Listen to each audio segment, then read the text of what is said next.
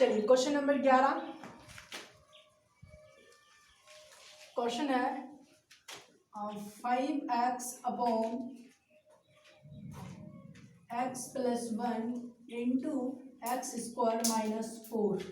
देखिए जो गिवन है, जो फ्रैक्शन गिवन है, यानी कि जो क्वेश्चन दिया हुआ है, इस क्वेश्चन का पार्शियल फ्रैक्शन के थ्रू आउट में एंटी डेरिवेटिव्स फाइंड करना। तो सबसे पहले यहाँ पे देखिए जो फ्रैक्शन गिवन है उसका डिनोमिनेटर में थोड़ा सा ध्यान लगाइए, एक्स स्क्वायर माइनस 4 है तो 4 को हम 2 का स्क्वायर कर सकते हैं। तो यहाँ पे हम इस तरह की चेंजिंग करके लिख सकते हैं 5x upon x plus 1 into, अब यहाँ पे देखिए एक्स स्क्वायर माइनस 2 का स्क्वायर इक्वल टू हम लिख सकते हैं X plus A into x minus A I think A equal to 2, यानी यहाँ पे आप formula A square minus B square का फॉर्मूला यहाँ पे हम यूज कर दिए। अब यहाँ पे हम इस चीज को लिखेंगे, यानी इस संक्षिप्त में था, अब इसको विस्तारित रूप में लिख देंगे। यहाँ पे हो जाएगा x plus 2 into x minus 2। अब यहाँ पे चलिए, अब मैंने आपको एक टेबल बताए थे,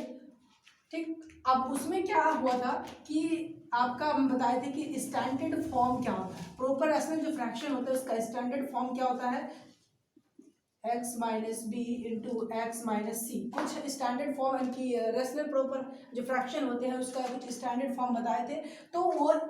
इस टाइप का है, जो गिवन फ्रैक्शन है, ठीक है, जो गिवन फ्रैक्शन है वो इस टाइप का है, यानी कि p x plus q y x minus c into x minus b into x minus c इस टाइप का है। अब यहाँ पे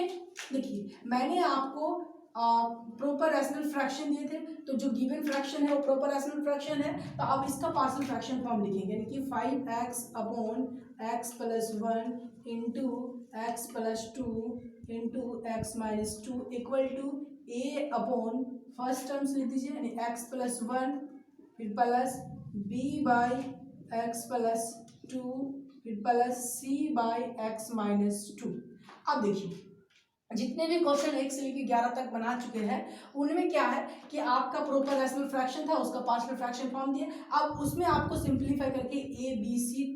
तीनों का एल फाइंड करना है। तो यहाँ पे हम इसको सिंप्लीफाई करेंगे, तो यहाँ पे इसका एलसीएम हो जाएगा x plus 1 into x plus 2 into x minus 2। अब देखिए, अब फर्स्ट टर्म्स को पकड़िए, फर्स्ट टर्म्स का जो डिनोमिनेटर है, डिनोमिनेटर से टोटल को डिवाइड कर दिए, यानी इसको इससे क्या होता है, टोटल को हम डिवाइड करेंगे तो x plus 1 into x divide x plus 1 cancel हो गया, बाकी बचा आपका x plus 2 into x minus 2। तो यहाँ पे हो जाएगा ए इंटू नंबरेटर से मल्टीप्लाई हो जाएगा, यानी एक्स स्क्वायर माइनस 4 फिर प्लस बी इंटू, अब एक्स प्लस 2 से डिवाइड कीजिए, अब x प्लस 2 से टोटल को डिवाइड करेंगे तो x प्लस 2 पॉजिटिव वाला खत्म, अब बचेगा सिर्फ ये दोनों। तो आप इसको मल्टीप्लाई करेंगे तो क्या होगा, एक्स स्क्वायर माइनस 2x फिर प्लस x फिर माइनस 2, अब एक्स स्क्वायर माइनस यहाँ पे आपका x फिर माइनस 2, यानी यहाँ पे हो जाएगा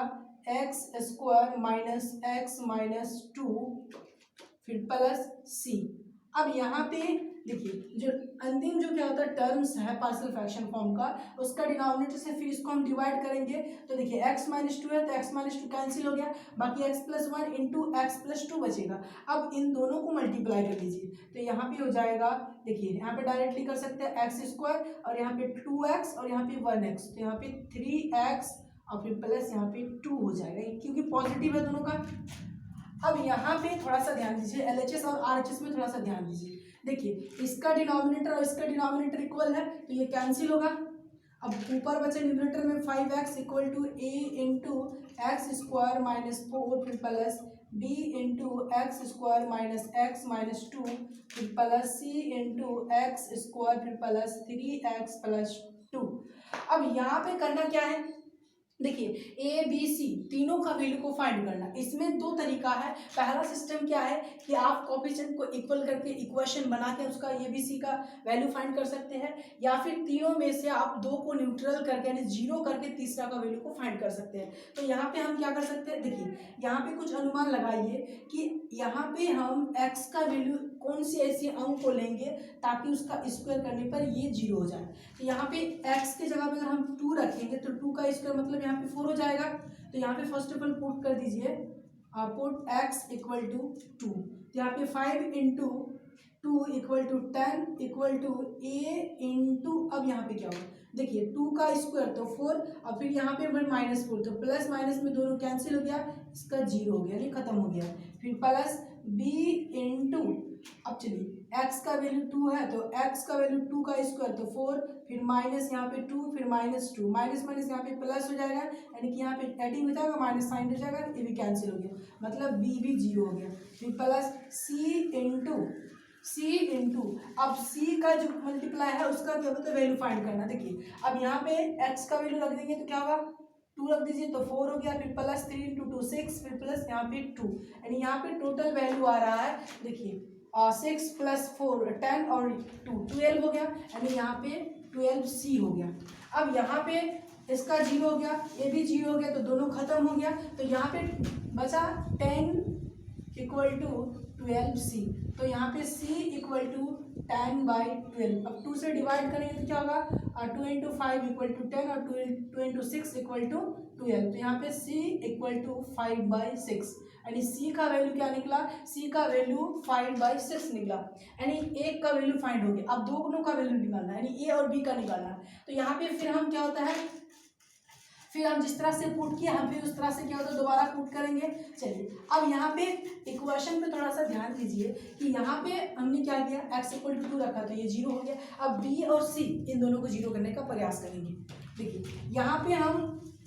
यहाँ पे अगर हम पॉजिटिव 1 रखते हैं तो 1 और फिर -1, तो यहाँ पे 0 नहीं हो रहा, तो यहाँ पे एक्चुअली सेकंड टाइम क्या करेंगे, सेकंड टाइम यहाँ पे पुट कर देंगे x इक्वल टू -1। अब देखिए यहाँ पे -1 रखेंगे तो इसका पोजीशन क्या होगा, तो 5 इंटू एक्स, 5 इंटू 1 -1, तो यहाँ पे 5 इक्वल टू, अब चलिए a इंटू यहाँ पे 1 का स्क्वायर, यहाँ पे स्क्वायर है, अब यहाँ पे 1 -1 का स्क्वायर मतलब 1, तो 1 - 4 इक्वल टू -3, तो यहाँ पे हो जाएगा a इंटू -3, अब प्लस b इंटू, अब b का जो कोफिशिएंट, चलिए अब यहाँ पे -1 रखेंगे, यहाँ पे अब यहाँ पे -1 रखेंगे तो -1 का स्क्वायर 1, फिर माइनस माइनस प्लस 1, अब यहाँ पे फिर -2, ये भी कैंसिल हो गया, खत्म हो जाता है, यानी b भी क्या होता है 0, फिर c इंटू अब यहाँ पे -1 का स्क्वायर 1, फिर प्लस माइनस में -3 इंटू 1, तो 3, फिर +2, तो देखिए 2 + 1, तो 2 + 1 3, फिर -3, प्लस माइनस में न्यूट्रल, यहाँ पे फिर क्या होता है 0। अब यहाँ पे देखिए यहाँ पे b भी 0 हो गया, c भी 0 हो गया, तो यहाँ पे a का वैल्यू एकदम क्लियर निकल रहा है, तो -5 equal to -3a, minus minus cancel, तो 3a इक्वल टू 5, यानी a इक्वल टू 5/3, यानी a का वैल्यू क्या निकला, a इक्वल टू 5/3। देखिए c और a का निकल गया, अब निकलना है b का, तो यहाँ पे क्या करेंगे, जहाँ पे थोड़ा सा ध्यान दीजिए, मैंने आपको पहले ही कहा कि आप कोफिशिएंट को इक्वल करके इक्वेशन बना के आप निकाल सकते हैं, या फिर आप क्या होता है पुट करके मतलब ये तीनों में से 2 को आपके न्यूट्रल करके तीसरा वैल्यू फाइंड कर सकते हैं। तो यहाँ पे हम देखिए एक्स स्क्वायर कोफिशिएंट क्या है, यहाँ पे एक्स स्क्वायर कोफिशिएंट a है, अब यहाँ पे भी एक्स स्क्वायर कोफिशिएंट b है, अब यहाँ पे एक्स स्क्वायर कोफिशिएंट c है। अब LHS में क्या है, एक्स स्क्वायर नहीं है, यानी इक्वल टू यहाँ पे 0 रख दीजिए। अब a का वैल्यू क्या निकला है 5/3, b का देखिए b फाइंड करना है, और c का वैल्यू 5/6 इक्वल टू 0, तो यहाँ पे LCM आ जाएगा 6, अब 6 को 3 से डिवाइड किया तो 2, तो 5 इंटू 2 10, फिर +6b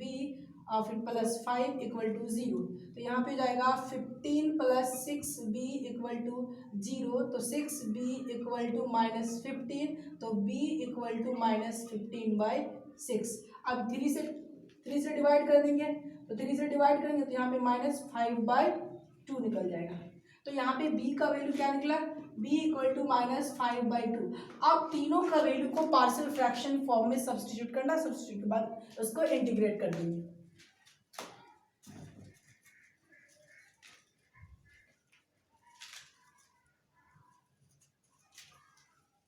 देखिए फर्स्ट टर्म्स क्या है, a/x + 1, फिर प्लस b/x + 2, फिर प्लस c/x - 2। अब यहाँ पे थोड़ा सा ध्यान दीजिए, देखिए a का वैल्यू क्या है, ये को यहाँ से हटा दीजिए और a का वैल्यू को बैठा दीजिए, तो 5/3 और b का वैल्यू क्या है -5/2 और c का वैल्यू है 5/6। अब यहाँ पे डायरेक्ट इसको इंटीग्रेट कर दीजिए। अब इसको डायरेक्ट इंटीग्रेट कर दीजिए और जो होगा वो आंसर हो जाएगा। यहाँ पे 5/3 कांस्टेंट निकल गया, 1/x तो यहाँ पे log x हो जाएगा, यानी x + 1 हो जाएगा, प्लस माइनस में माइनस हो जाएगा, 5/2 कांस्टेंट निकाल लीजिए, 1/x तो यहाँ पे log x हो जाएगा, तो log x x + 2 फिर प्लस 5/6 और फिर यहाँ पे हो जाएगा 1/x यानी कि log x हो जाएगा, यानी कि x - 2 फिर प्लस इंटीग्रेशन कांस्टेंट। ये क्वेश्चन नंबर 11 का आंसर है।